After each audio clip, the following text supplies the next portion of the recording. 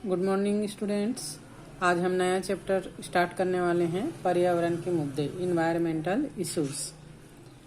पर्यावरण का मतलब तो हम जानते हैं, अपने चारों ओर जो पर्यावरण है पृथ्वी में जो है ना, जिसमें जीव जंतु पेड़ पौधे आदि आते हैं, उसे हम अपना पर्यावरण कहते हैं।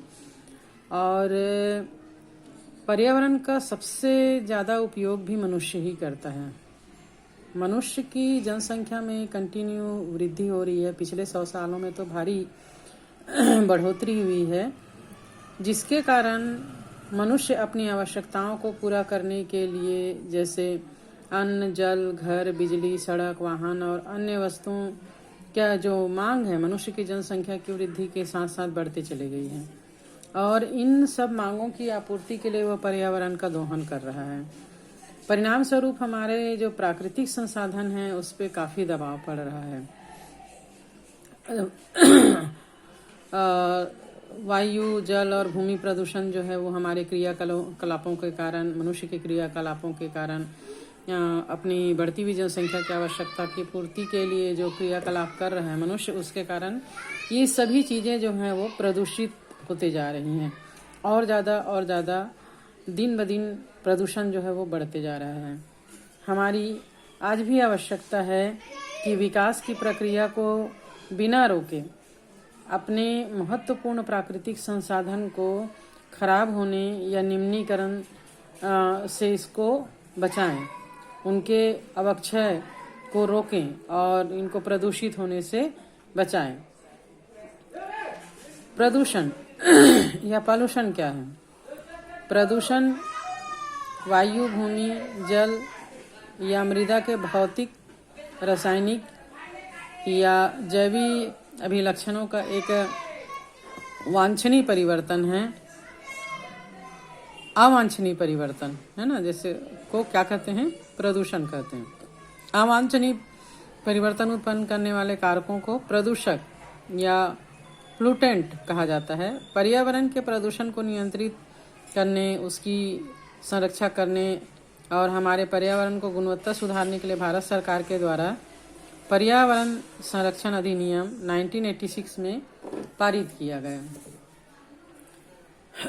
तो इस प्रकार पर्यावरण को प्रदूषित करने में मनुष्य की जो बढ़ती हुई जनसंख्या है वो काफ़ी महत्वपूर्ण भूमिका निभा रही है।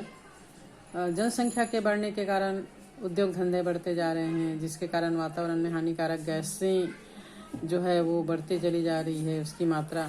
विशाल नगरों में वाहित मल जो होता है नदियों में बिना प्यूरिफिकेशन के मिला दिया जाता है और फिर उसी जल को पुनः पीने के काम में लाया जाता है। इस वाहित मल के प्रदूषण से जो जलीय जीव हैं, जलीय पौधे हैं, उनको नुकसान पहुंचता है।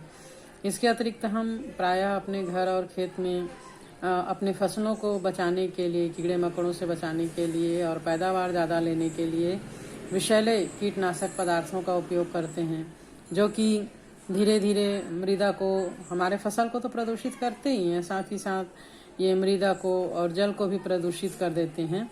ये जो प्रक्रम है वो सनह सनह धीरे धीरे होते रहता है और इसका जो दूरगामी दुष्परिणाम है वो बाद में पता चलता है। यातायात के साधन हमारे बढ़ते जा रहे हैं, जिसके कारण वातावरण में विषैली गैसों की मात्रा भी लगातार बढ़ रही है। इसके अतिरिक्त बड़े बड़े वन काटकर यहाँ वहाँ पर कारखाने खोले जा रहे हैं या नगर बसाए जा रहे हैं। इसके परिणाम स्वरूप हमारे प्राकृतिक संसाधनों पर काफ़ी दबाव पड़ रहा है और वायु, जल और भूमि प्रदूषण कंटिन्यू बढ़ते जा रहा है। आज की जो हमारी आवश्यकता है कि विकास की प्रक्रिया को बिना रोके अपने महत्वपूर्ण प्राकृतिक संसाधन को खराब होने से और उनके अवक्षय होने से रोकें और प्रदूषित होने से बचाएं। तो इस लेसन में हम वायु प्रदूषण, जल प्रदूषण, मृदा प्रदूषण और उनके कारण और उसका निवारण, इन्हीं सब चीज़ों के बारे में पढ़ेंगे। तो